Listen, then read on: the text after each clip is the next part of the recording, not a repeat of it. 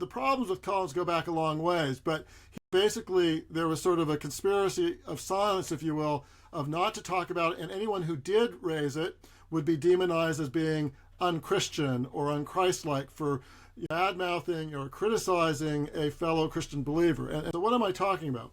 So Collins, for more than a decade, was the most powerful scientist in America. He was the head of what's called the National Institutes of Health, which gives hundreds of millions of dollars, tax dollars for research, and sets the agenda for a lot of medical and science research in the United States.